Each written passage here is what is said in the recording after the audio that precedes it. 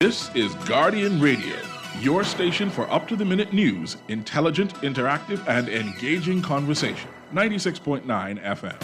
The views and opinions of the hosts and guests are their own and do not necessarily reflect the position of the management and staff of Guardian Network. La la la la. La la la la la la la la. La la la la. Oh yeah, oh yeah, oh yeah, oh yeah, oh yeah. I represent Bahamian people. I from Nassau, Bahamas, big up Bintan, bro. Boy, I from Bintan, bro. Right between West and Augusta, where them two roads meet, they call it Wilkinson Street. Manners and respect was like a sign blank check. It seems the ones that come in after quick to disrespect. You see, this life in the ghetto never easy. So many hungry days break till it grieve me. But I do in the best I can. Good evening, Bahamas, and welcome to Guardian Radio 96.9 FM. I am your host, Valentino Brown, a.k.a. Scoochie or Scrooge, and many others, alias. I am the host of the talk show Inside the Inner City that premieres every Friday at 6:30 to 8 p.m. Our telephone contacts tonight on Guardian Radio 96.9 FM are 323-6232, 325-4316, 325-4259, and you can text us, powered by BTC, at 422-GR96. Our producer tonight is not other than Ali. Sometime we have Kermit. Them two put on a spectacular performance, combining their skills on Guardian Radio for many of the talk show hosts that comes on Guardian Radio 96.9. So we like to also give our thanks to our producers who make us better talk show hosts. Today's topic, we're going to talk about the Prospect Ridge land development. We're going to talk about the comments from opposition leader, the Honorable Brave Davis. And then we talk about the comments made by St. Anne's MP, the Honorable Brent Simonet, who is doing a wonderful job in his constituency, but he also gives a lot of good solutions to many of our problems when it comes to matters that are before us now. So we want to comment on both the opposition, and then we also want to comment on Mr. Simonet's part from being the government, because the two of them are right. That's why sometimes it's good to listen to the comments that sides make, and if you listen closely, you'd see where they are closely compatible and are actually making sense, and both of them have given the right answers to the solution when it comes to the Prospect Ridge land development.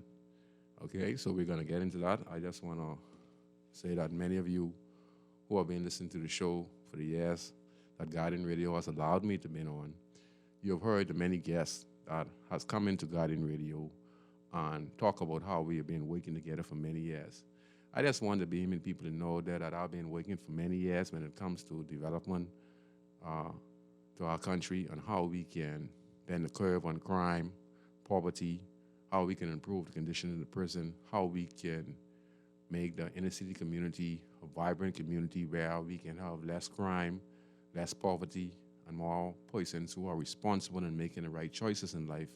And that is provide a better opportunity with housing and employment, and et cetera, education, and et cetera. And that is the main goal for me. That is my solution, and that is my fight on finding ways on how we can curve the tragic events that have been happening in our country. Reading the newspaper, you'd see in the Nassau Guardian where they have 6 shot dead and 2 others injured, especially little kid. And it's sad in our country. I just want to comment on it for a few minutes. It's very sad in our country that these incidents happen in our country. I want to send my condolences to so many people. Oh, man, it's the Lewis.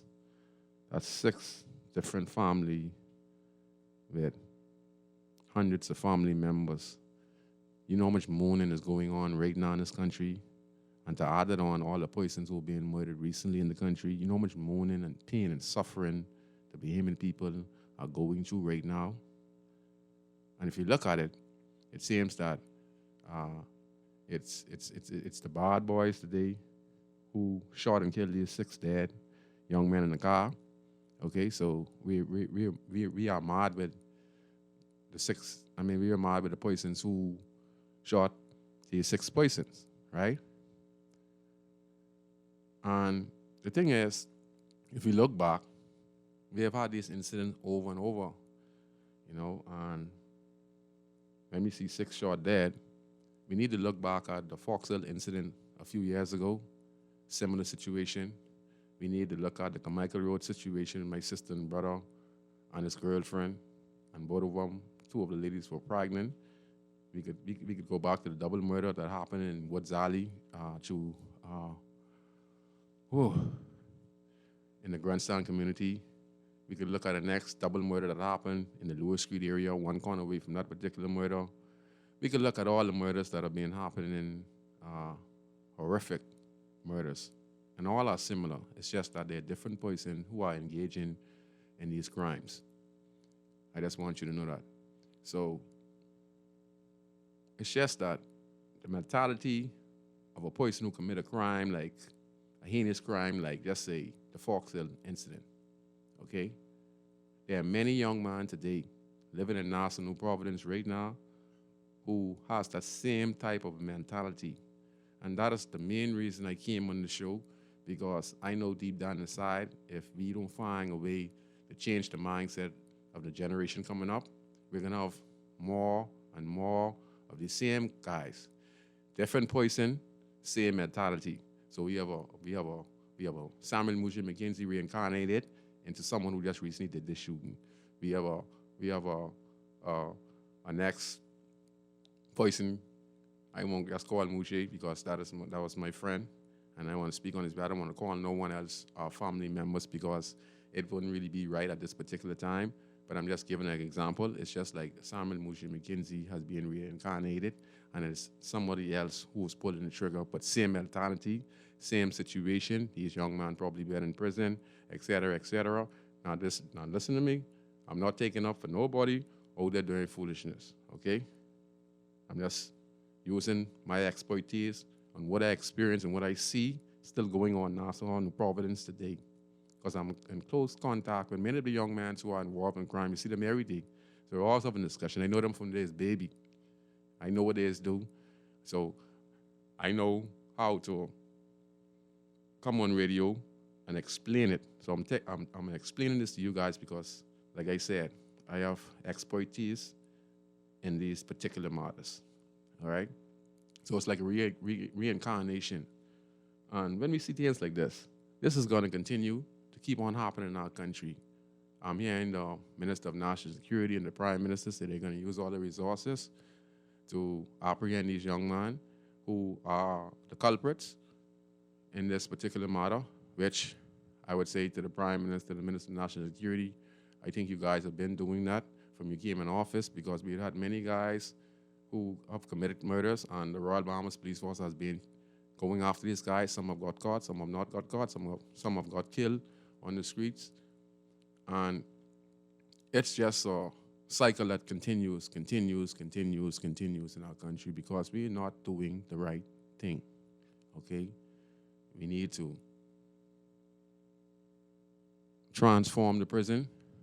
We need to develop the communities to a standard where we have persons can actually strive and be successful residing in their community. We have to provide education. We have to get into the schools, because there's a lot of sexual abuse matters in the country, hundreds. So if we're having sexual abuse against our kids, could you imagine when these kids grow up knowing they're being sexually abused from their parents or loved one or a neighbor or a stranger? They turn out to be persons who tend to be involved in a life of crime. And statistics shows that kids who don't grow up with a mother and father are more likely to develop a violent behavior and are less successful in life than those who grow up with a mother and father who teach them the right way. So we have a serious problem in our country. And again, my condolences goes to the family. I really feel it. You know, I feel it because, listen, I have had so many family members killed, so many friends killed, you know, and it's just like yesterday. So when I'm saying these things, it's just the same thing happening over and over, and we're not responding the way we're supposed to respond. Even if the police go and get do their investigation and they find these young men and they're brought before the court, there will be other young men, just like these young men, right after them, who will commit a heinous crime again in this country. Simple as that. So this is, I guess, this is collateral damage for us, you know. It's just collateral damage for us, you know. I just want to also say to friends and loved ones, your heart is big, right? If you know someone who was involved in crime or who somebody has a beef with and that person is trying to get him, you need to distance yourself, okay? Distance yourself. It's not about being scared, it's about preserving your life, okay? Once you become a target in national providence in a 21/7, unless God is protecting you and you went through your trial and tribulation, you accept the fact that you want to change.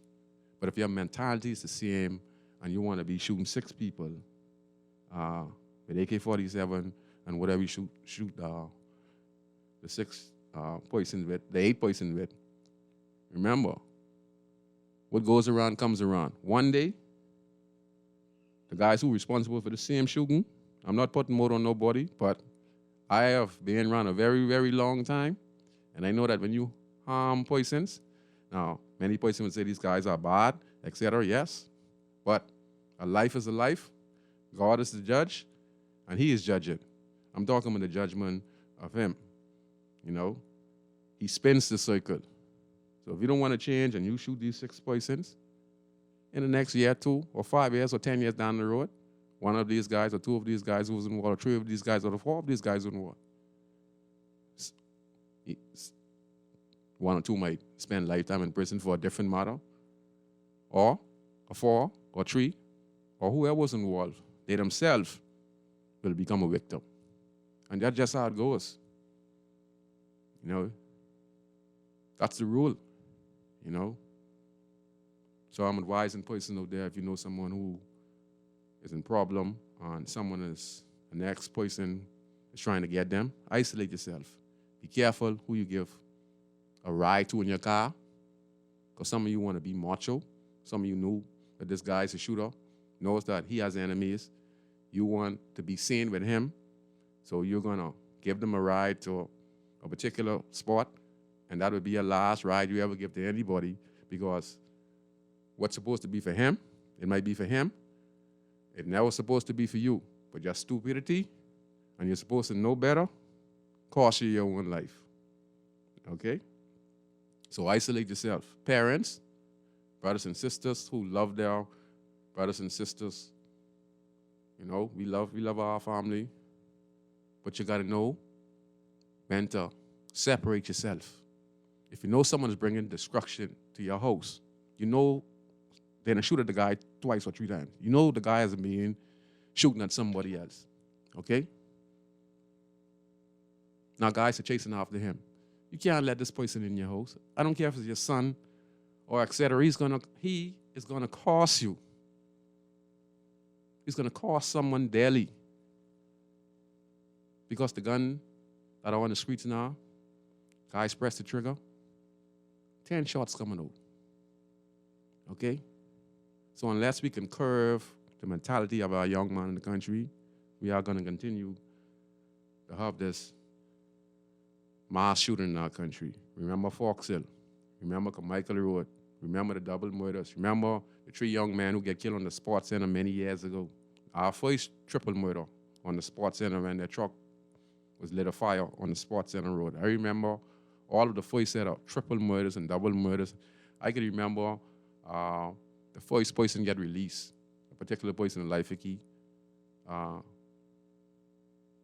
was the first person to get released on bail for a murder charge. And I can remember once that person got bail, everyone else started getting bail in this country. Okay? So be careful of your surroundings.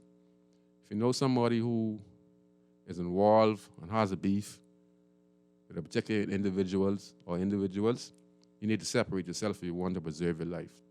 If you want to preserve your life of your loved ones and family members, turn away from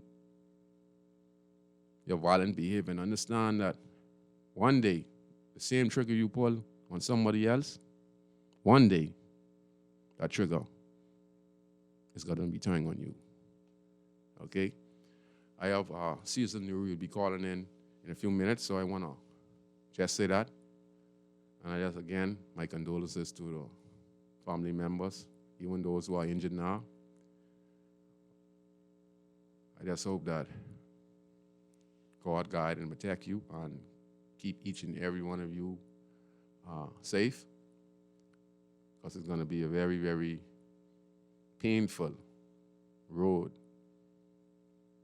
losing your loved ones. Okay, so we were talking today about, let me go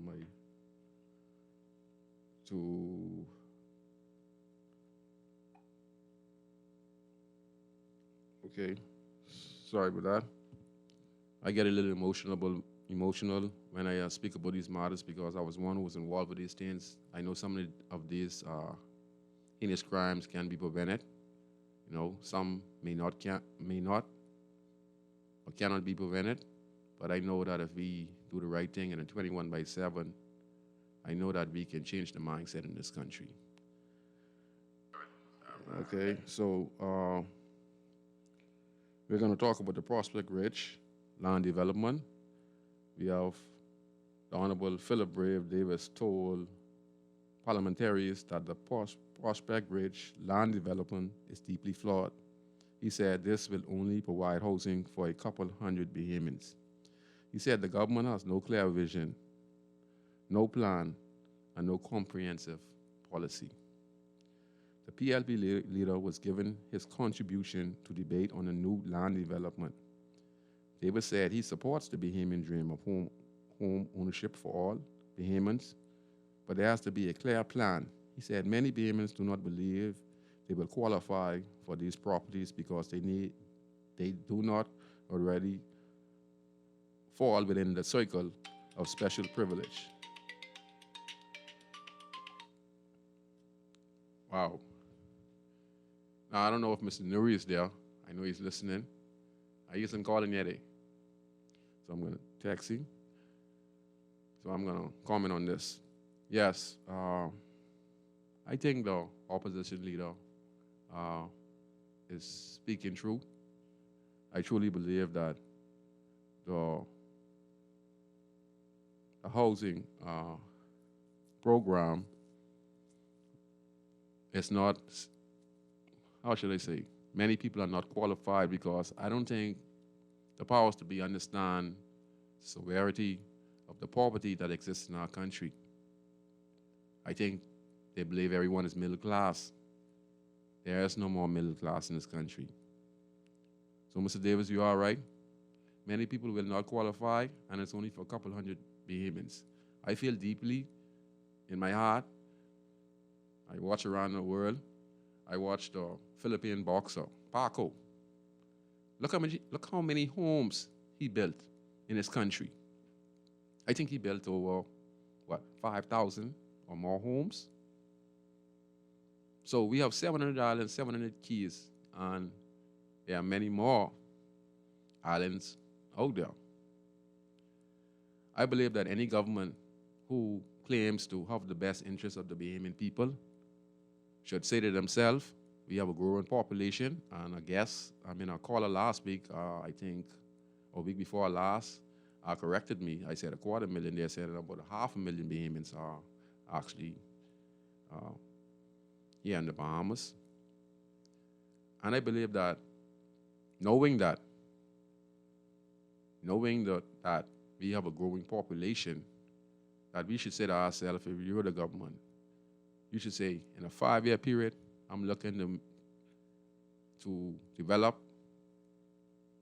subdivisions and looking to build about, I'd say, 5,000 to 10,000 homes within that 5-year period. I think that would be appropriate for any government to be seeking because of the growing population in our country.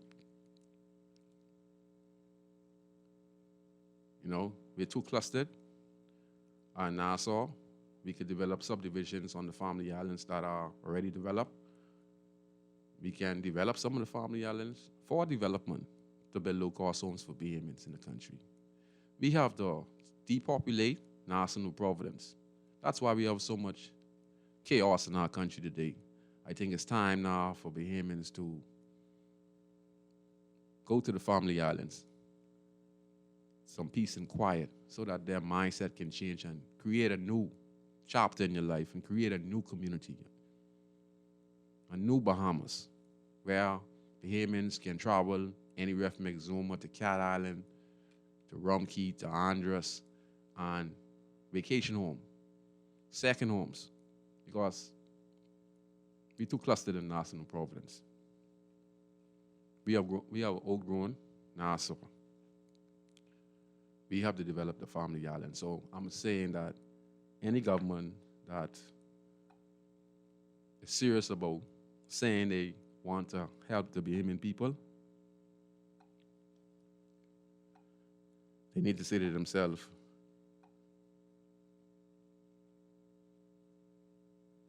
that my government is willing to build 5,000 to 10,000 homes. Every year, we're looking to give away 1,000 homes to Bahamians of all walks of life. Because when you're talking about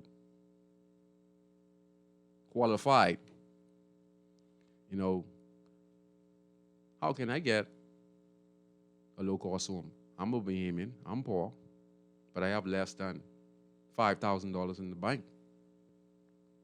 But I'm a Bahamian, but I'm not qualified. So that leaves me out. So it's unfair to me, knowing that homes are being built, subdivisions are being built, and I'm unqualified.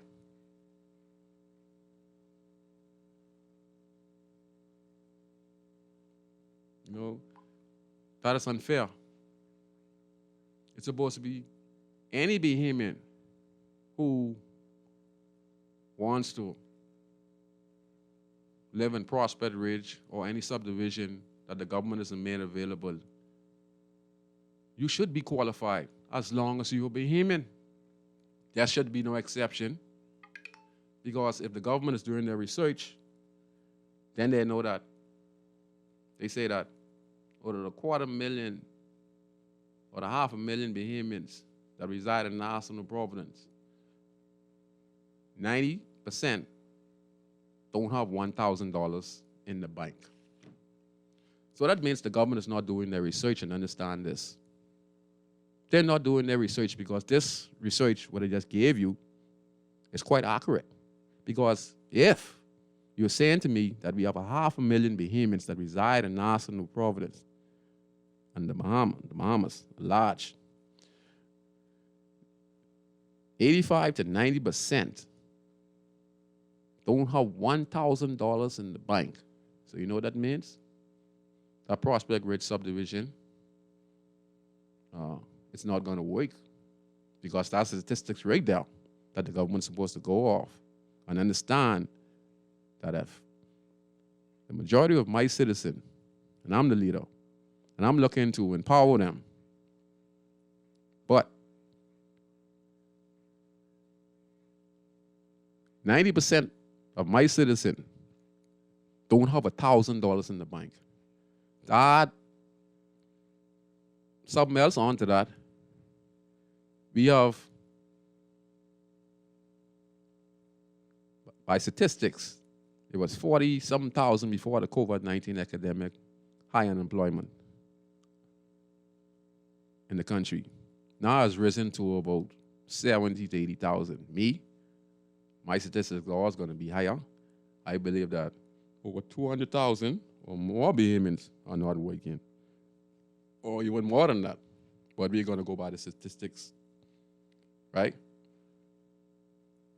So, again, the government of the Commonwealth of the Bahamas has not done their research, because this is statistics to show you that if we have this high unemployment in the country, then how are Bahamians going to qualify for Prospect Rich? That means you're still looking to make money out of this whole issue. Mind you, this is Bahamian Crown land. Okay? I would never say nothing bad about the Queen of England ever again, because I heard in a speech to the throne when she visited Nassau, New Providence, she talked about the high unemployment in the country, and she talked about how she want her ministers to build homes and create jobs for her subjects here at Nassau, New Providence. So it's not the Queen. Okay? Okay? So your tone and voice is appropriate for the level of mess in this country. Politics is everything, and the hell with the citizen. I cover your prayers. Thank you very much. Our government, these simple statistics, the high unemployment, the fact that more than half of our citizens in the Commonwealth of the Bahamas don't have $1,000 in the bank, speaks volume to what is happening in our country. Our country is a serious mess, you know, and we're going to continue to have people getting killed, like the 6 shot dead in about 5 seconds.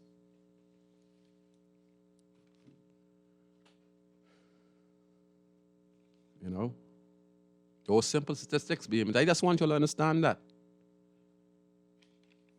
Okay. I wonder if Miss Nuri you can call yet? You can call yet? Let me see if I can reach you.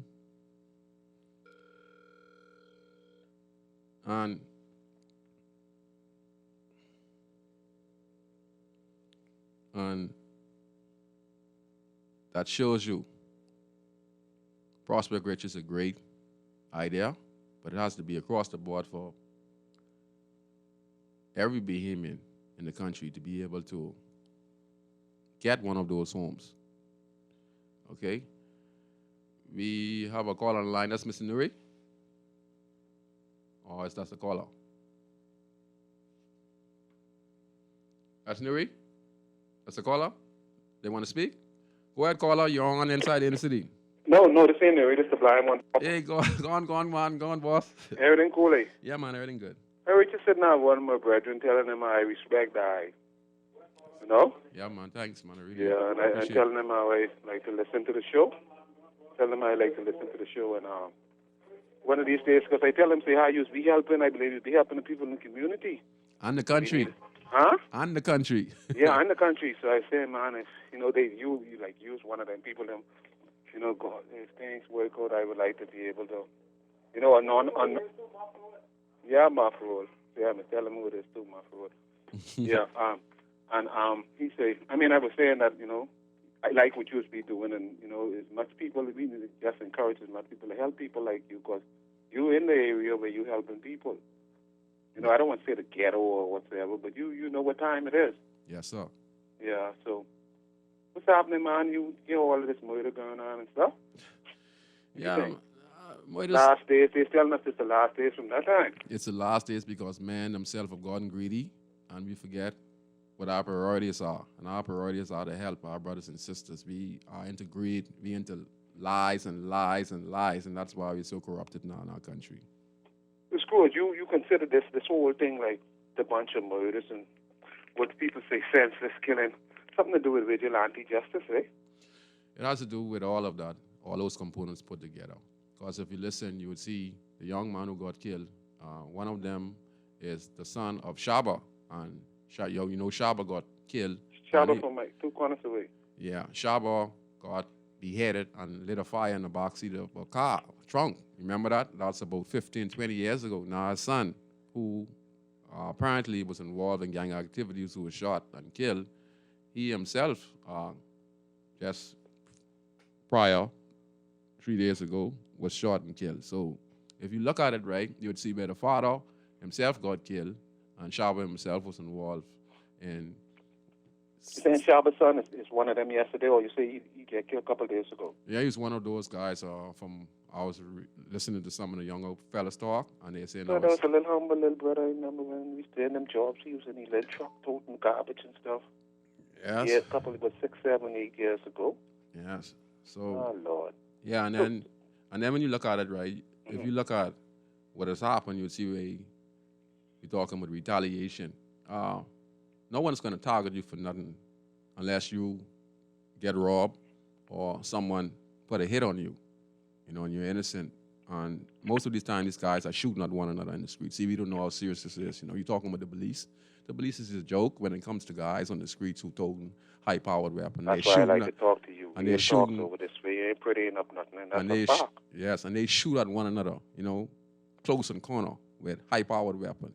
And their adrenaline is going, and this is what we're facing in the Do you country. think they'd be normal, or they on ecstasy or some kind of pills? I mean, marijuana, I don't think... That combined also with a lot of anger and frustration. And alcohol? All those combined together. Oh, that's a mad soul right there.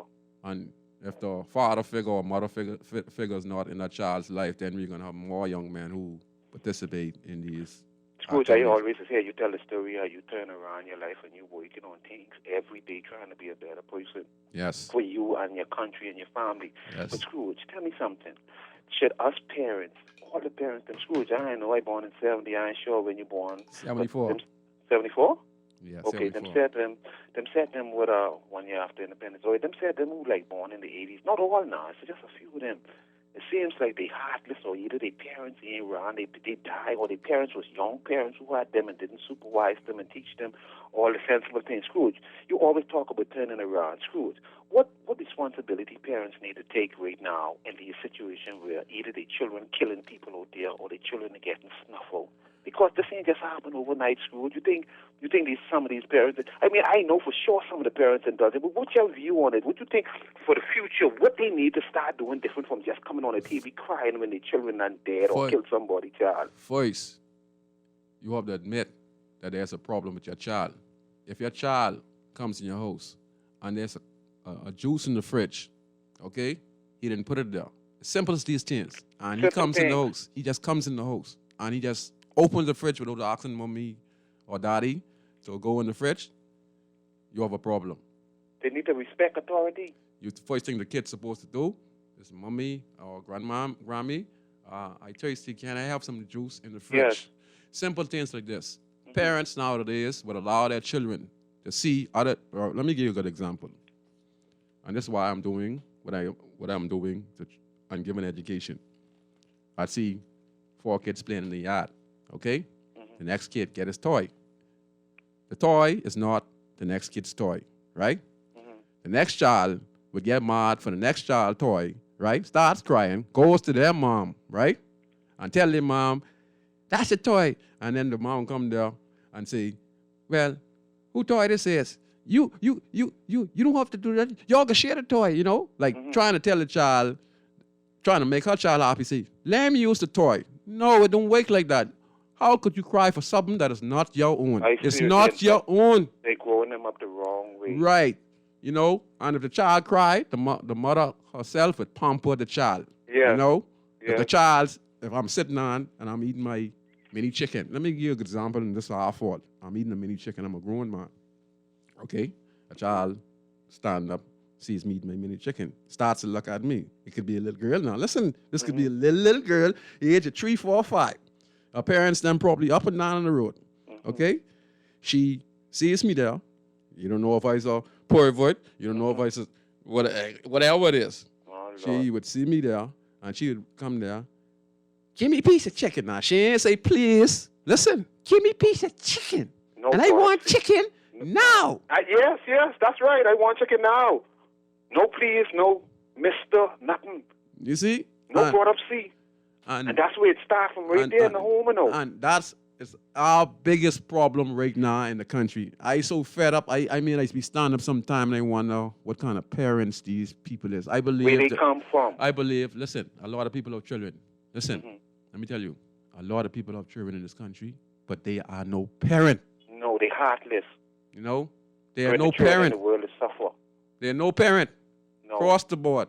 You're teaching the children no discipline. So that's why the kind of stuff you see up in our country right now is because of these small things lead to big things. Some of them ain't had no discipline from their parents. So either their parents die or their parents grow them up stinking rude the same way. Scrooge, let me ask you something before so you can finish, because I like to listen to you, Scrooge, because you talk real stuff, all right? And that's what we need more of, like, what do you name? C. Alan Johnson say from Freeport. We need the conversations like what you usually have, and we need more conversations like what you usually have. And let me ask you this last thing. This Murphy man, who's the director or the commissioner by the prison, right? Yes, either sir. last week, Friday, or something was reported on the news that either these guys in prison carrying on wild. For some reason, it seems like the commissioner want to put his foot down on, for years we know cigarette and food is like money in jail. For some reason, it sounds confusing, and I'm not really sure. I know it was in the papers. I don't know if you can find it from last week, or in the papers Monday or last week Friday. He's saying, like, they trying to make sure the guys understand that the area how they just built this prison part where they putting them, it's a no-smoking zone, and they messing up the walls, they messing up everything. But I believe from growing up small, I remember that the reason why they let these guys and smoke smoke cigarettes around the world is like to keep either their nerves calm with smoke, they either get 30, 40, 60, 80, 100 years, or they have some serious kicks. For some reason, they used to give the cigarettes away free, then they start selling it.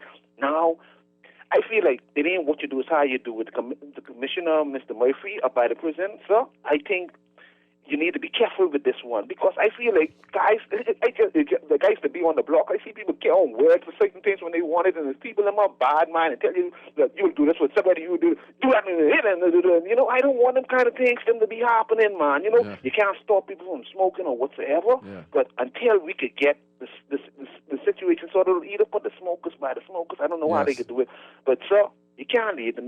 I know you can put your foot down with your officers, them take away all the cigarettes, but in the night when you ain't there, and they can't all like animals with one another. Don't do that, man. Don't do that. It ain't like, I mean, they trying to keep the dope out, the weed, and you know, what they gonna fool with the cigarette? What legit? So I think they need to really be careful with that. It ain't what you do, Scrooge. It's how you do it. You might be against it. I ain't for cigarette, no. I think that's a bad thing, but I kind of should understand the situation with them up there. Until they see they God and God get that away and take that away from them, we need to be careful. Yes, you really give a good comment there, and I can respond to it. I'll hang up and listen. You keep up the good work. Be encouraged, my brother. First of all, Charles Murphy, he is the prison superintendent. I think that he is a strict superintendent, probably because he had been a prison officer all of his life. And I think that if you'd like to make a call, please hang up and try again. By him using his discretion, it's not all for the better good, because what we need to understand is that there are innocent persons in prison, and then we have some hardened criminals who deserve to be in prison, but it's combined together.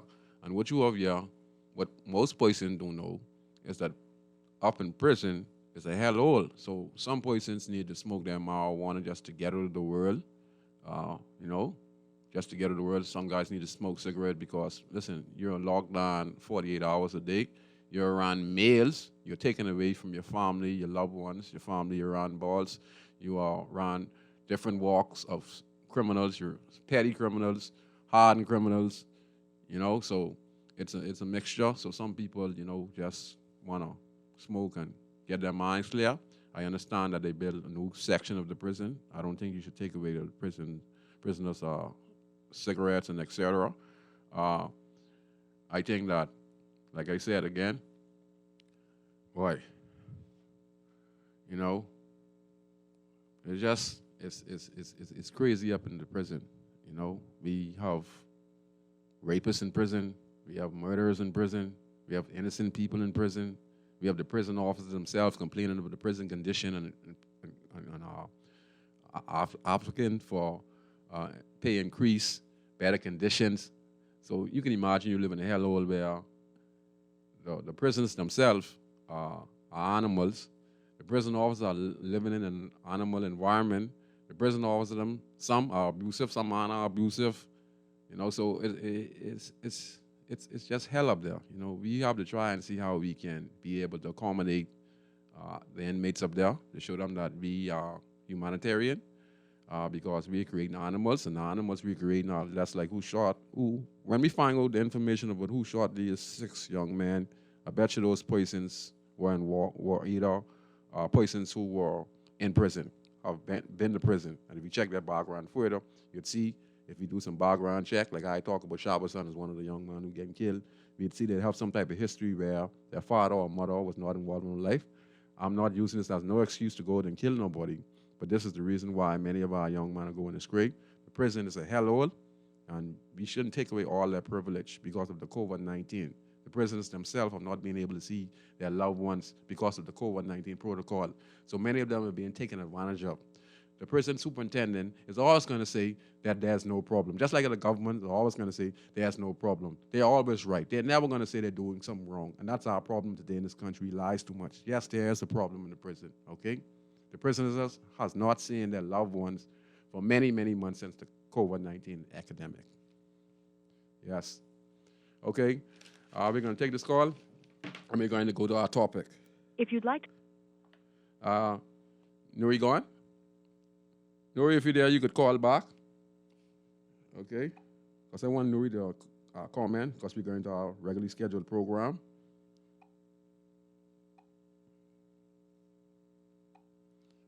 Go ahead, Mr. Nuri. You're there, Nuri? That's not Nuri? Okay, go ahead, caller. Sorry. Yeah, that was me on the last call. No problem, sir. My bad. About my contribution.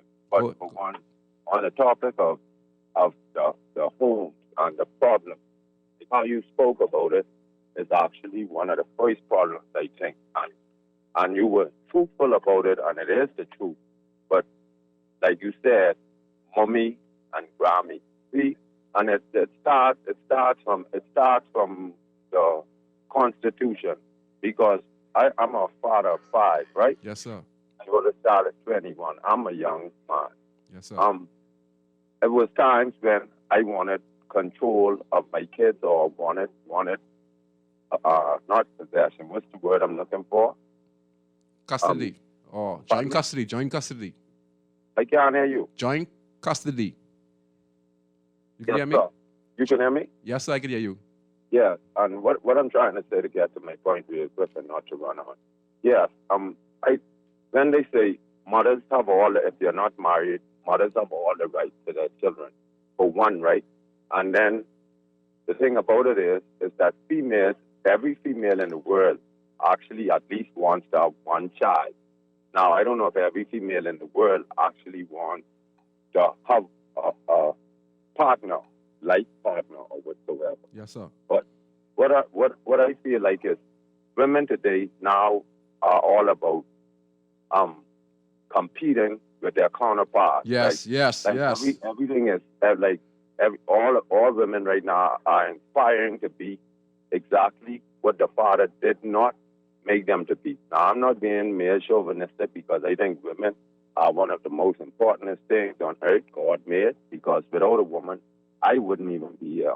Yes. But from you abandon the home, the mother especially, and from the fathers are not in the home, we will continue and until the law changes that a father doesn't have any say over his child, even though it takes him to be able to decide whether or not he born an X chromosome baby or an XY chromosome baby. Yes. He is the decider, right? Yes. And then when the child is brought onto the earth, he is told by the authority, the competent authority, and the society that he has no rights to his child. Yes. And so therefore, yes, like right. you say, a mother coaxes a child in one way, and a father deals with a child in the next way. And Yes. without that, we don't have any kind of balance. And there will not be in balance when there's a young boy and a single mother in a house, and the young boy is a man from at a small age. You're right. You're And so right. so that's why we have these young You're right. young men. And I feel sorry for them, because everything in society, and again, I'm not being male chauvinistic, even though it may seem that way, but everything, I never hear a program or a show saying, we need to do something, help these young men to find their way. Yeah, maybe they are lost. Help them to find their way. Yes, but yes. I always say, let's have this program, let's have this conference for young black women or this women. Consistent. And, help these children, but nothing for the men. And so we sit on the blocks, like you say, and we feel abandoned, we feel cheated from society. Yes. And then we are treated that way. And like I was a gentleman, I'm a nice guy, but you wouldn't believe up right now to the day, I won't tell you if I see a woman on the road, on the side of the road changing a tire, I don't think I would stop to help her because and all they're crying for is equality and you want your gender equality. But then like okay, you want everything to be fair. You want you're all right and you should have all right.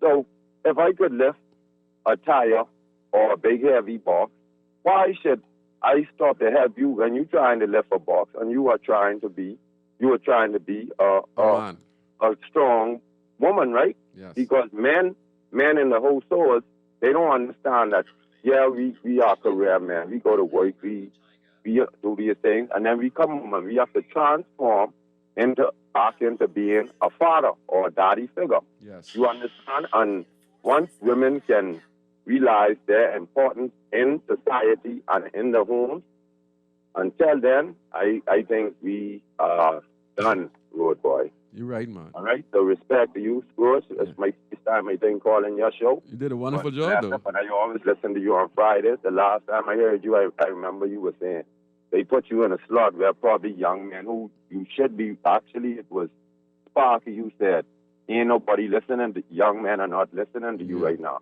But I represent the young men. And the truth is, there are people out there still tuned into the radio station listening to you as young men. Thank you very much, man. Yes, sir. So peace out, and I continue to listen and hear whatever you feedback you have to say. Thank you.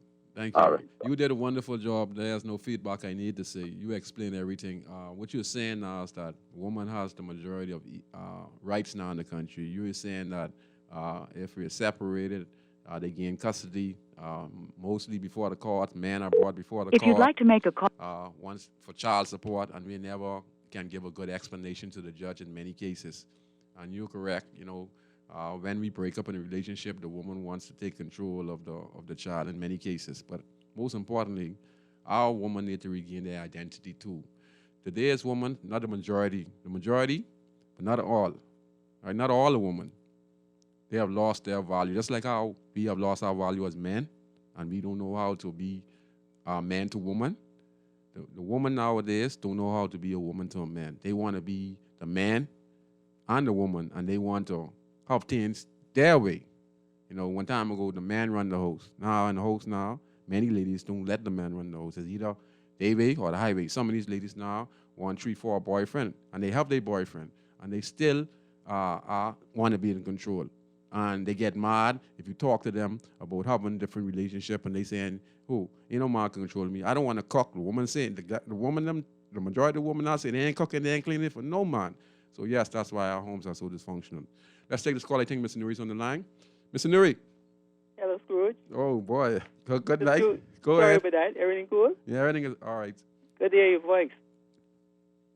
Hey, Scrooge. Yes, sir. You hear what that gentleman say is a serious thing because women really got a lot of power, you know. Yes, sir. Yo, you need to hear that song with the DJs play called by Funky D about woman. Wow. But you know, I wanted to tell you, you have a very wide vocabulary. You have a volume in your knowing, in your mind. I want to know, when are you going to write your book? You know, everyone's been asking me to write a book, you know, and I'm considering I'm going to do it. I'm going to do it. It ain't you. You say, well, man, think it through. See, these counsels and advice you giving, they can last for forever. Yes, sir. You agree with me? Yes, sir. So, like I say, you know, meditate on that, write a book, have somebody look over the words and everything. Because, like I say, all these things, I have my store too. But all I gotta say is, just be focused, and when you write a booklet, someone look at it over it who wrote for like Miles Monroe Yes. and things like that. Yes, sir. And man, like I said before, how you got this little fame on this radio, I think you could sell over 1 million. Okay, I can take that advice. I can take that advice, and I'm going to do it. Okay, so take care. Okay, thank you very much. I listen. Yes, sir. Thank you. I want to say thanks to all the callers. You guys are so nice. And many of them have given a lot of great input. The gentleman who spoke before the previous caller, what he said is actually the truth. We have to get our ladies now to become women again. We have to get our gentlemen now to become, our young men to become gentlemen again, so that we can have a compatible, It's corroded in our country, and we have to create a program where we can create the family life again in the country. I wonder if Mr. Nuri is there. Mr. Nuri, you ain't calling in, Mr. Nuri? But anyway, Mr. Nuri, if you're there, we talked about Brave Davis and the Prospect Ridge, and he talked about the fact that it would only impact hundreds, and that many behemoths would be unqualified to get a home in Prospect Ridge, I think it is. And he is correct. And then, because it's more like discrimination, because many of us, like I said, don't have $1,000 in the bank. Many of us are unemployed. So how, if you're going to build a housing complex, then we are excluded if you say qualifications, certain criteria you have to have in order to get a home, which is on your crown land and which your government is giving to you. So I think that's a big problem, and we need to fix that. We have to make these homes affordable for every Bahamian, because if you look at the statistics, like I said before, high unemployment, okay? And with 500,000 Bahamians, 90% don't have $1,000 in the bank. So if the government is not looking at these statistics, they're not looking for your best interest, okay? So Member of Parliament Sanans, Member of Parliament Brent Simonet, who is also the former Minister of the Financial Services, Trade and Industry and Immigration, suggested yesterday that the government remove custom duty on low-end building materials and just apply a flat value-added tax rate so that the Prime Minister Housing Plan can benefit a broader segment of potential homeowners. See, and this is actually Brave Davis, the opposition leader's right. Mr. Simonov have come up with a comprehensive plan. He's talking about apply a flat value-added tax rate so that the Prime Minister Housing Profit Plan can benefit a broader segment of potential homeowners. See, and that's correct, because you're opening the borders for us. You're giving us an opportunity to compete. We can compete against anyone. You need to give us collateral. If we don't have it, and we're Bahamians, okay? And we're talking about giving something back from the natural resources, then we could use something that's coming to me to finish pay for my house. You understand? So I can't be qualified just on the benefits of getting something from the natural resources. So we have to look at that. And Simon's comment is actually a good comment, He also talked about, the comments came as parliamentary debated a resolution for development of a subdivision for young Bahamian professionals in the Prospect Ridge area in Western New Providence. The development allows the applicants who would be approved to purchase the significant reduced lots to also purchase building materials duty-free, which has prompted many to call the project unfair and discriminatory towards other Bahamians who may not be able to purchase one of these specific lots. And Mr. Simonet, you are actually right, and I'm glad you're speaking to the Prime Minister on this particular matter and giving him advice. Yes, you are right. The opposition leader, Brave Davis, yes, you are right. It would only benefit the way how the Prime Minister has the housing program right now, unless he reevaluates it and make it more accessible to the lower levels of Bahamians who are poverty-stricken. I'm talking about I'm talking about those who don't have $1,000 in the bank, and that's over 90% of the 500,000 Bahamians in the country. Yes. Similar suggests that there are many ways the government could make home ownership attainable for more Bahamians through particular policy changes. That's Nuri? Great. Okay, in terms of duty-free, the budget's coming up. The revenue in the country has gone virtually sideways. Let's look at the cost for the duty on building supplies. They are about 15%. Let's look at making these zero for certain types of material. Mr. Newray coming right now. So ordinary shingles, fine, zero for high-class shingles or whatever, or let's say marble as opposed to tile. One can be zero and maybe keep the other or move completely to what. So therefore, this issue that we're giving duty-free to those homes doesn't become an issue of preference to just the 83 acres. It becomes a benefit for all Bahamians who want to build their home, provided that they are Bahamians' first-time home owners. And Mr. Simonet, you are right. Yes, yes, yes. Okay, Mr. Nuri. It's great to be on your show. So thanks again. Oh, it's my pleasure. You know, you was one of the greatest personalities out there. You're all over the media, and it's great to see that your input is making a difference in our country. You know, because you give us all information. You know, I be there all day, and you send so many things to me, and I can say, "Wow," you know, and it's amazing to see that you've come very far. So I was talking about the comments said by Brent Foyce, the opposition leader, Brave Davis, when he talked about that the housing project in Prospect Ridge would only benefit a few hundred Bahamians, you know, and it'd be a disadvantage for many of us who don't have $1,000 in the bank or who are unemployed in the country and looking to own a home in the country. What is your comment on that, Mr. Nuri? It is understandable, you know. I understand that there are a number of... Can you hear me? Yes, go ahead, sir. Oh, okay. My phone just went dead. Forgive me. I understand there are a number of Bahamians who want housing, and in fact, that there's a housing shortage in the Bahamas. Definitely in Abaco, we see there's a housing shortage where there are people still living in tents, there are people still living in shanty towns, and creating affordable housing is part of the government's mandate.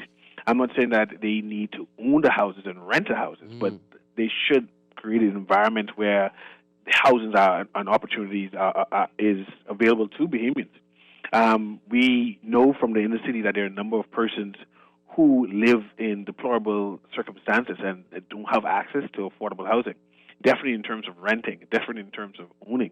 So I could echo Brent Simonet's idea that what is being offered is not adequate. Yes. But again, I still appreciate the effort that the Prime Minister is doing. Yes. Right? But we do deserve more, and we should demand more. And one must appreciate what Mr. Simonet said, and I'm sure that the Prime Minister will acknowledge it, and hopefully in the immediate future that he will make more properties available, more housing available so in order for Bahamians to enjoy and appreciate. Wow. That's great. And one thing I like about you, you know, you're straightforward. You know, you're talking about we got to give kudos to the Prime Minister for even initiating it, and you're correct, you know. And yes, we have to give kudos to the opposition leader, Brave Davis, also, you know, saying that, you know, we needed a little more better benefit. And then Mr. Simonet commented on how we could accommodate and make it more feasible for all Bahamians. And you gave a great prime answer to all of those questions. In studio on the areas. So, Mr. Nuri, the current situation that we are facing in the country now, and you talked about how we need to create more homes in the Commonwealth of the Bahamas. What you think is the numbers we need to say? How many homes we're going to develop every year if you were the government of the Commonwealth of the Bahamas, Mr. Nuri? What do you think is the estimate number? And mind you, I appreciate what you're saying, but I cannot randomly just give a number. Surely that's not supposed to be investigated. And there are not. I believe that not everybody will own a house, and I'm not even will even suggest such. Right. But people should be able to have access to affordable housing, and that is not happening right now. Like rent to own, or even like rent to own. Rent to own. But imagine if minimum wage is at $2.20 and you have a small family. Where can you afford to take care of a family of making $220 a week? And we must consider that perhaps we need to create a housing which is one room or has a kitchenette a dinette that you can live comfortably for a while until you get to the next level, where someone who making $220 can afford, right, or who making minimum wage can afford.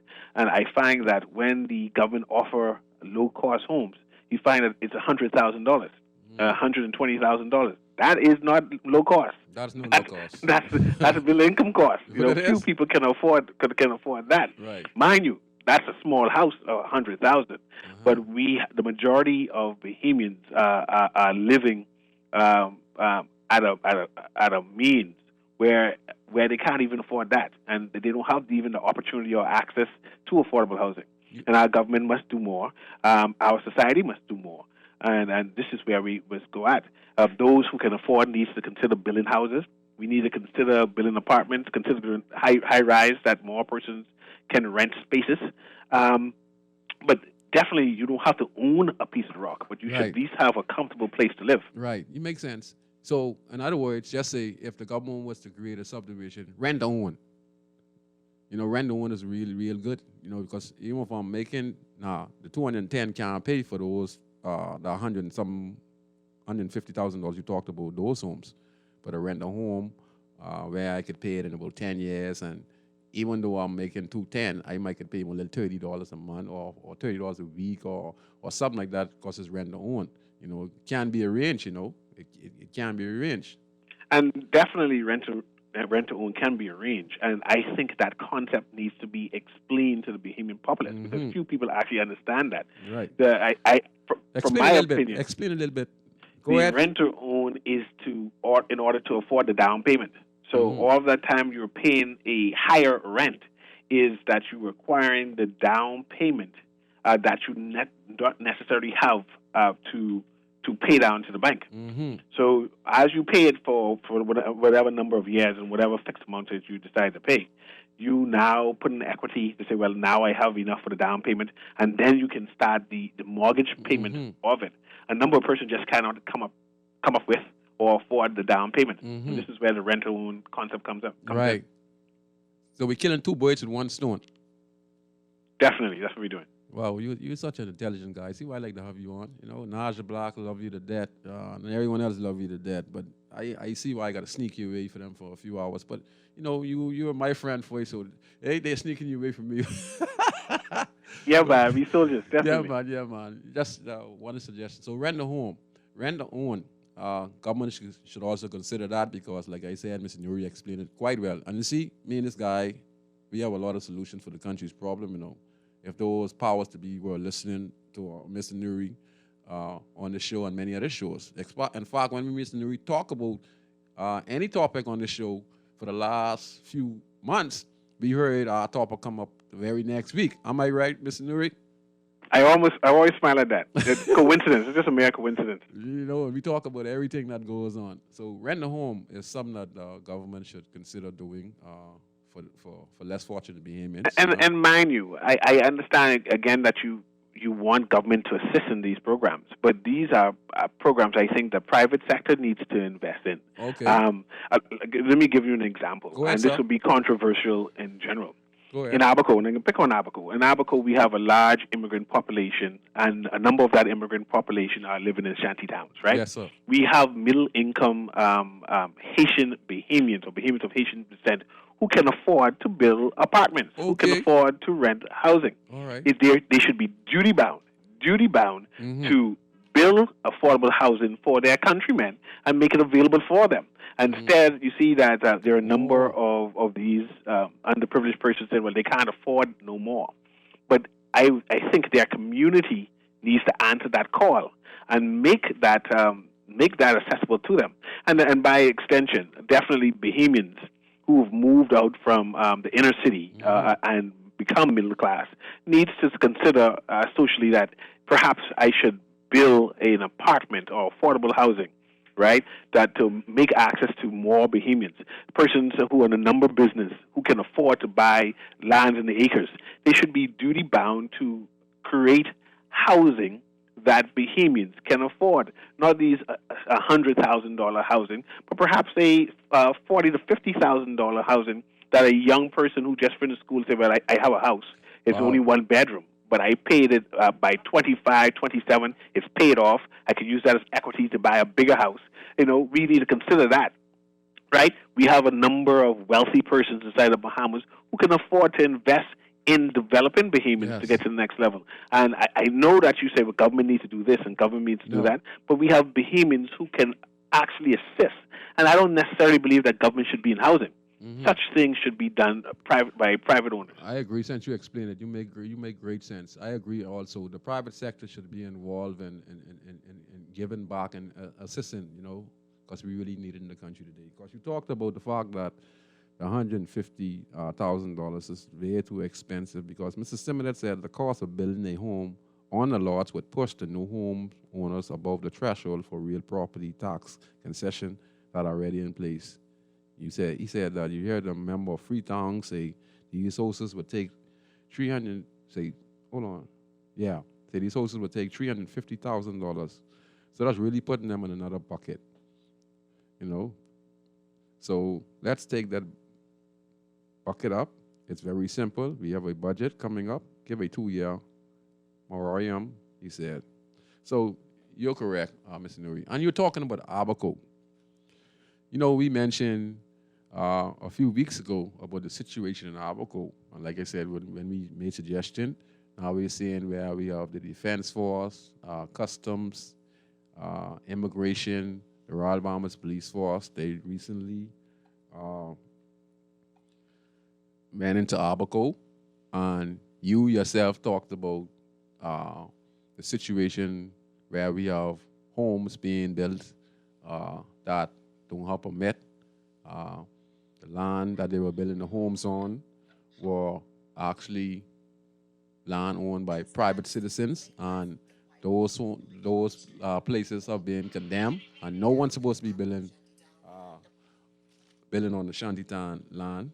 And there were houses built without permit, without government permission, and etc. And we saw where the Ministry of National Security and many different agencies went into Abaco, and they find generators, they find illegal immigrants, they find drugs, and again, the generators. So do you think that was a smart move on the government's behalf to say they're going to demolish these homes in the Shantytown community of Abaco, Mr. Nuri? Well, definitely we cannot tolerate shantytowns. It's impossible to have a shantytown. And in fact, the government has been complicit in allowing such to happen. We have persons in shantytowns who have work permits. Yeah. It's impossible. The idea when you come to renew your work permit, you're supposed to have an address. Where you live, what's your street number, where is your water bill, your light bill. But for some reason, the government gave it to them. We have persons who now in Abaco working on government projects who are immigrants. How are they working? We have persons who get their citizenship and permanent residency, and you ask where they live. They live in shantytowns. So the government has been complicit in allowing the proliferation of shantytowns, and they need to be held responsible and accountable for that. But definitely, I understand and I appreciate the government going in within the shantytowns in Abaco and destroying them. I think it needs to be done in decency and order. You can't go and I'm having a flashback of Hurricane Dorian and having persons kick down the door, then this can't stand. I'm not even going to call which prime minister, which person who did that, I'm not even going to say the person's name. You look like you take off Kung Fu, You look like you take off Kung Fu when you kick the door down. Kung Fu. But it wasn't called for. The optics of it was unfortunate, right? And we, as we manage and as we govern people, we need to understand that people need to have dignity. And the idea of not wanting shantytowns in Abaco is about dignity. We are not going to allow persons to fall below the standard of living and the standard of culture in the Bahamas. Okay. And that's supposed to be the narrative. So you're supposed to go to these people and understand this is our bare minimum. Mm-hmm. And if you fall below that, unfortunately, you cannot stay here. And that narrative must be done in decency and order and with love and with a gesture. And I don't necessarily think that is happening. I understand we need to solve the issue, but it's how we approach these things. The agencies came together, and rightly so, came and addressed the problem. There are a number of persons said that they might have been harsh. The number of persons said that they confiscated items that personally belongs to people. But we can solve that inside the courts. We can solve that inside the courts, and if they're wrong, the government would be accountable and answer to it. Yes. But I think as we go and enforce the law, that we must also make sure that there are options for those people, particularly those people who have legitimacy of living inside the Bahamas, those who are permanent residents, those who are Bahamians, those who are Bahamians in waiting, that they have option to transition from a shantytown to a legitimate place of residence. And I don't necessarily think that is there in Abaco. I think Abaco, there's a shortage of houses. I think there's a shortage of access to home. And if you're going to enforce the law and that is not there, you're doing an injustice, a disservice to those people. Wow. You're so correct. You know, you're correct. You know, make my heart. You hit my heart just now. You know, wow. Mr. Nuri, you know, you gave a solution to the problem about the homes that are going to be demolished by the government. You just stated earlier that rent to own, and if some of these Bahamian who are of Haitian descent, and they have been here for so many years that they themselves could probably get one of those homes, and the immigrants who are coming to our shores now can be regulated because we have a registered Bahamian who was residents or people coming to Haiti, and he can tell you exactly how many people are staying with him, you know. And this makes sense, you know, because now you have a home that is up to standard, okay? If there's a fire, you know, most shantytown homes are together. And if we saw what happened with Portsea Dock after lightning strike, the gas tank, we saw that close proximity of the stalls created a blaze that actually disintegrated about 6 or 7 stalls with Portsea Dock, and that's because they were in close proximity. So definitely, like you're saying, when it comes to health, because we also want to make sure that everything is regulated, where the proper sewer and plumbing system is in place so that we don't have open wells that are actually cesspit that actually spreads the cholera, you know, because we had an outbreak of cholera in Abaco before Hurricane Dorian. So these are the requirements when we're talking about the shantytown. We're talking about the health issue. We got to make sure there's proper running water, proper sanitation. Hoses are regulated by the electrician to make sure that the hose is up to standard, the standard category 4 or 5 hurricane, you know, etc. And to make sure that the person who resides in the home is a Bahamian citizen, and we know exactly who is coming to visit him and when they're leaving the country, or who is coming to try and get a work permit, and probably to the person who's staying in that particular house who now is a registered Bahamian, and we know that he has his documents for his home, we can keep a track on who comes in our country. So, Mr. Nuri, you gave a solution, you know, Mr. Nuri. Yeah, and I appreciate that, definitely. You know, you gave a great solution, and you know, we have to understand that many persons who are residing in Abaco, they are Bahamian citizens, they might not have, etc., but they have been and they get their documents, so they should be also entitled to specific land in Abaco. Because listen, we can't get rid of this problem. Many of us after 1973 is a combination of all walks living here in the country. Okay, we have the Chinese were here, we have the Greeks were here, we have the Europeans were here, we have the Americans who were here, we have the Trinidadians who were here, we have the Jamaicans who were here, we have the Haitian nationals who were here. You know, we have the Africans, and actually all of us are Africans. The Haitians, the Jamaicans, the Trinidadians, even the Europeans, they're Africans also, okay? So, but bear in mind that after 1973, we all became the Bahamas.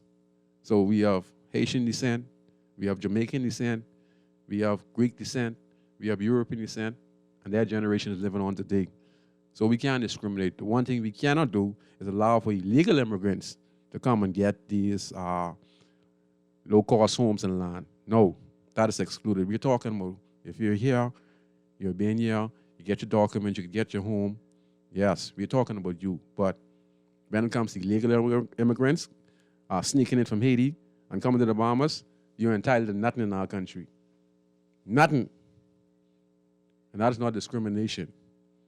It's the rule of law. Because if I was to leave from here and try to go in Jamaica and go try steal someone's land in Jamaica, I would be a dead man. If I try to do it in Haiti as a Bahamian, I can't get no land in Haiti. Okay? If I'm here illegally. But if I'm a Bahamian and I do it the right way, and I do my research and I see there's a home or land in Jamaica, hey, I could go, send my documents over, I could go to the immigration office, set up my appointment, and say I'd like to buy a piece of land in Jamaica, or I'd like to buy land in Haiti. And because I did it the right way, then I could go live there. And there is no one who is going to try and take away the land that I buy, because I went the proper way, the legal way.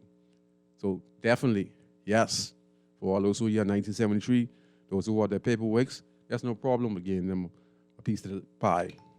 But for those who are coming here illegally in the country, they should get none of our natural resources. We should just show them love, kindness, and try to find the best way possible on how we can accommodate them to probably get out of this country, or to probably try to get some documents to stay in Nassau New Providence, as long as you pass our requirements to become a permanent resident or a citizen of the Commonwealth of the Bahamas. What do you say to that, Mr. Nuri?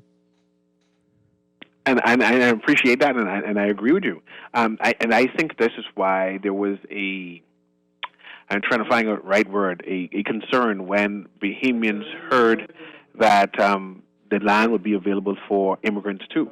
We didn't understand exactly what do you mean by immigrant. Right. Do you mean Bahamians? And if you're Bahamians, why bring it up? Because we know that all Bahamians have access to land. Yes. And which land are you talking about? So I understand. I understand the angst, and I understand why people were concerned about it. And it's a political season, and we know that people are jockeying for votes. And I think that's why persons became angst about it.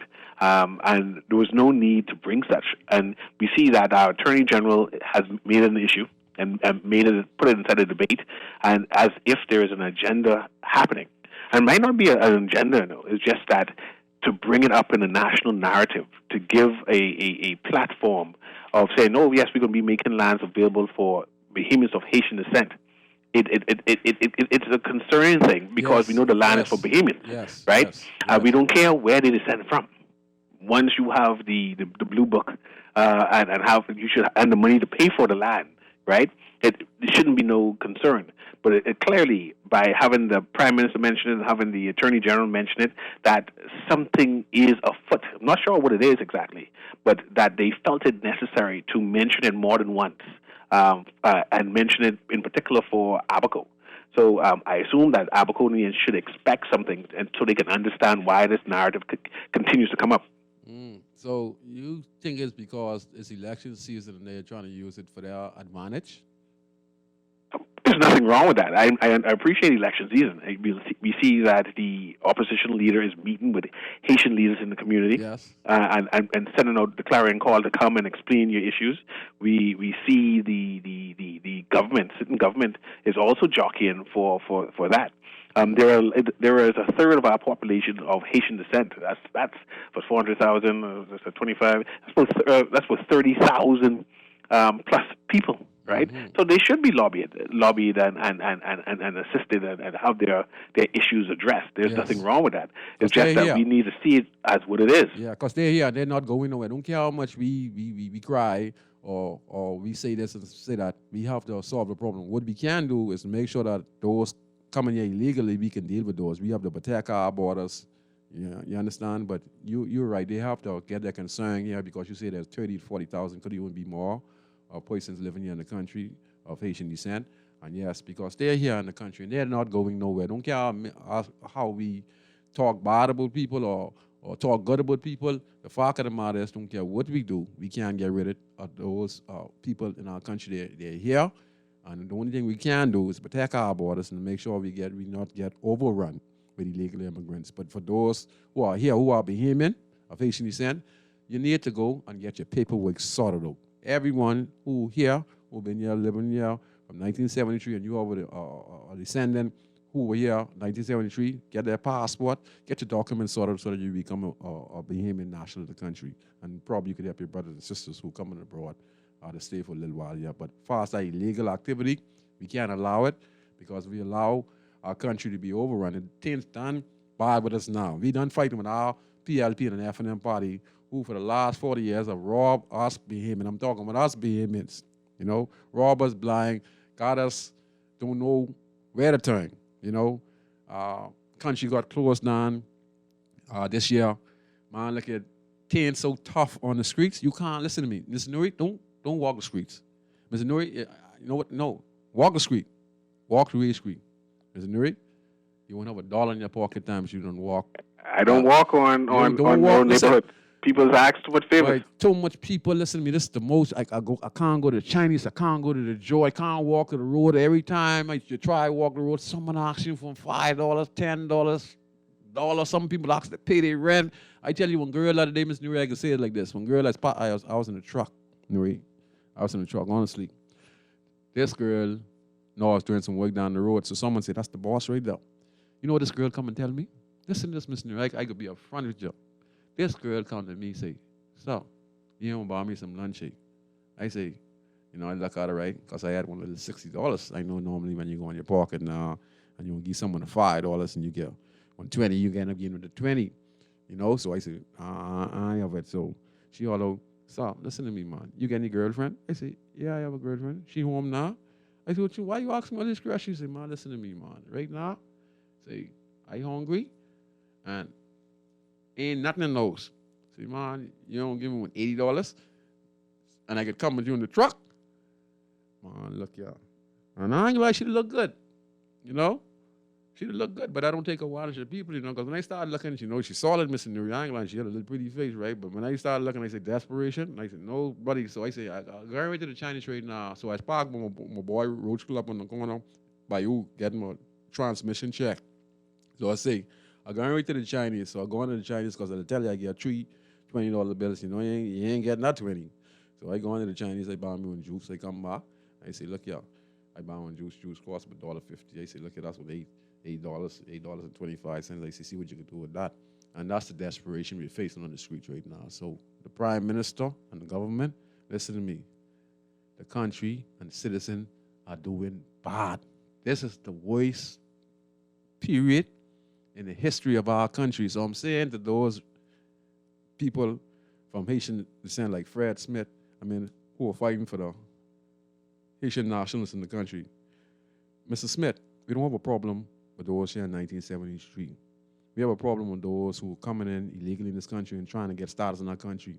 And you, sir, should know that me and Mr. Nuri and all of us who are Bahamians right now are going through hell right now just trying to survive. So you got to be very careful on how you're representing people, sir. You got to be very careful how you're talking about certain topics. Because it seems that you want a person who come here illegally in our country to actually have status in our country. If you ain't come the right way after 1973, my brother, you're a legal immigrant. And that's the bottom line. I don't care how long you've been here. You understand? And if you don't have your documents, you're here illegally. But if you've been here for a certain amount of time, you could go and get yourself checked out by immigration to make sure that even though you come here illegally, you still might could get a residency or become a Bahamian citizen because you've been staying here for such a long time, and our authorities have done a worthless job of apprehending you. So essentially, you were awarded a detection for 20 to 30 years and living here in the country, and you yourself were paying taxes, then you should be required to go and get your documents. What you got to say to Mr. Nuri? There's nothing to say and nothing to add. Clearly, you've thought about it, and it is what it is. And I think people just need to understand what the law is, and the law needs to be enforced. And it doesn't need to be a double standard law. I think that's the angst and what causing the frustration. 1 minute it's this way, and then the next minute is the next. Where some people are benefiting, and then there are other persons who are having the hard end of the law. So all of that is causing the angst and making people frustrated.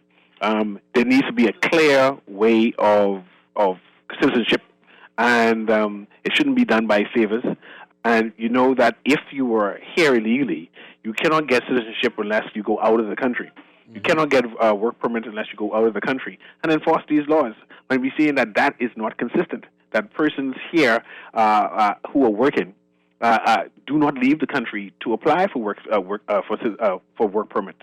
You know, and this is causing the angst and the frustration amongst Bahamian people, because I think we are very accommodating. I think that we are immigrant friendly, despite our words that we use. We tend to use some harsh words. I think words? that we do use some harsh words. Look what's happening in the Dominican Republic.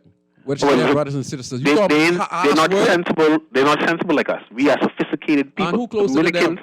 Dominicans ain't sensible like Bahamians. But we who closer come from to them? people. They only one little border separate them, one little river.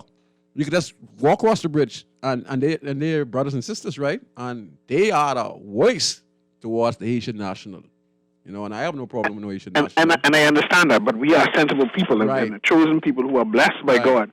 We cannot compare ourselves to the Dominicans because we are a blessed nation, and we do things in decency and order. And even though we use some harsh words, I think we are very accommodating to immigrants and the Haitian people in particular. But I find that there are instances where they take advantage of the law, and the law must be enforced. That's what we're talking about. And that's what we're talking. We're talking about those come here illegally, take advantage of the law. Yes. And me and you can't take advantage of the law. Now, mind you, like I tell you, I have plenty Asian friends, and I love them to death. I'm just saying to you, if we want to preserve our country, and for us to have a country, we have to regulate it, and we need to regulate it fast. And I want to echo also that we also must be accommodating. And accommodating means that we do have a diverse amount of people in the Bahamas who are living here and who are contributing. So when we are having the discourse, even if you disagree, we must be dispassionate. We must understand that words do hurt and cause ill feelings, and that we even though we want to express a particular stance, but I cannot tolerate that. We understand that there are a number of Bahamians here who are descend from immigrants in general, and that your statement may alienate them. Your statements may frustrate them in terms of their contribution to the Bahamas. If you listen to Junkanoo, that Junkanoo music, especially through Mason's Edition and Saxon's Way, is permeated and thrived through Haitian blood and sweat and tears. That's Haitian them in Mason's Edition who beating the drums, right? Yes, you know, if you go to Pawtucket Dock and see that conch that is drying on the dock, because I don't eat that conch was be drying on the dock. That is of Haitian blood, sweat, and tears. If you go on Pawtucket Dock and see the crab lady, that crab lady is say bonjour or bonsoir when you come and greet her. Right, who sells the fruits and vegetables, that they are also contributing. And as they contribute, we need to say, hey, miss, thanks for doing your part. We will see how we can assist you in terms of your transition. We don't appreciate you breaking any laws, but if you are contributing to the cause of the Bahamas and development, we are prepared to accommodate you and have you live in decency and order. Yes, and you could get a piece of property. Yes, I agree, Mr. Nuri, because you can buy a piece of property. You don't get no. The property is us. No. You can't be. You got to use the right verbiage. You know, it sounds like you're giving away the property. No, my bad. I apologize. You're right, sir. Well, Mr. Nuri, you're a very intelligent guy. I think we make a good team. I think over the course of the years, we're gonna become more closer. I think that we're gonna see great change in the country. I think that persons like yourself are what we need, you know, to be on the airwaves, to have a heart. Even though you're talking, you're still showing compassion. You're saying to me, you know, we got to watch our words. You're saying to the Bahamian people, we got to watch how we talk to people. Even though I was stating the fact that Dominicans who are closer to Haiti, by just walking distance, they treat them terribly. But Nuri is still saying that we have to watch our tone of voice because, yes, you talk to Blood Lady, she contribute to our country. And there's no reason why we can't give her required paper as long as she does the proper procedure. Yes, it's no problem with that. I agree. So we're completely out of time. Mr. Nuri, I know you got on late, but you still contributed greatly. For those who are listening to Mr. Nuri, if you're where he is right now, Mr. Nuri is a revolutionary. Voices like him are making the biggest difference in our country because they're making some valid points. They're providing solutions to the country problem, and they're outspoken, but they're respectful in how they speak. And that's how I grow myself up to be also, and we share that in common. So I want to thank Mr. Nuri for a wonderful contribution today. Mr. Nuri, you want to say any final words? You want to say your years? You want to say special thanks to anyone? Go ahead, my brother. I just want to say it's election season, and I am excited, and all kind of work to be done. So I just want to remind people there, remember C.A. Nuri, and money got to be made. I want to thank you very much for a wonderful contribution. I want to also thank all of the callers who called in today. You guys did a phenomenal job calling on the show. Make some valid points. I mean, that caller was on par when he talked about the female. And we really need to get our identity back. Our ladies need to become ladies again, start cooking, cleaning,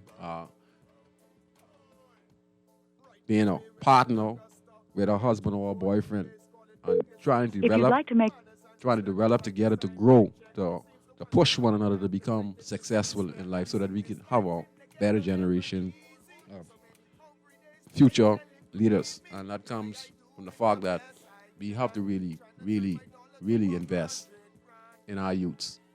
We have to invest in the community. We have to invest in the prison.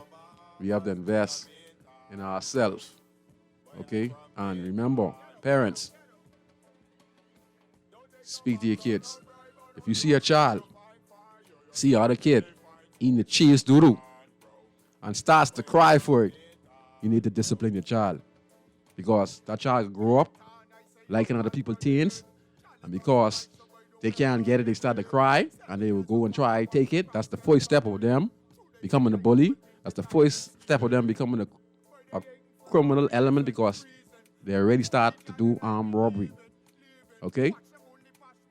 So stand up for what's right in the country. Okay? Stand up for what's right. Not because you love your child. That don't mean you can't correct your child if you see them doing something wrong. Because if you love blanging you would say, that is wrong. And then the child start crying, and you would pamper the child. The child does something wrong.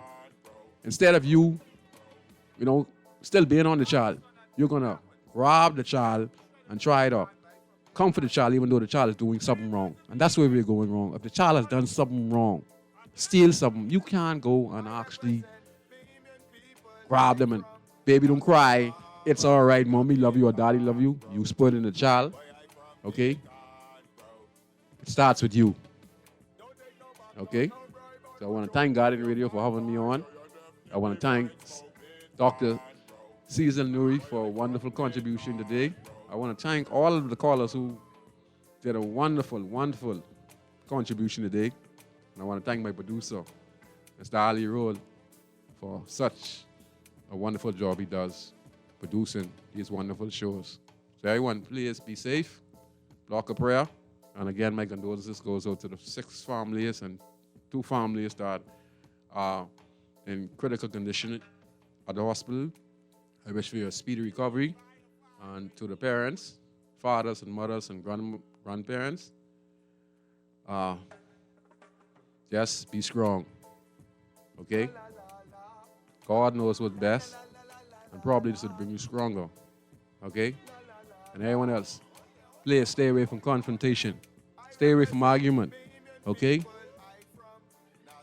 If you're going to argue with somebody, just walk away and go home, okay? So without that, I'll see you next week on Guardian Radio 96.9. Enjoy. Street manners and respect was like a sign blank check. It seems the ones that come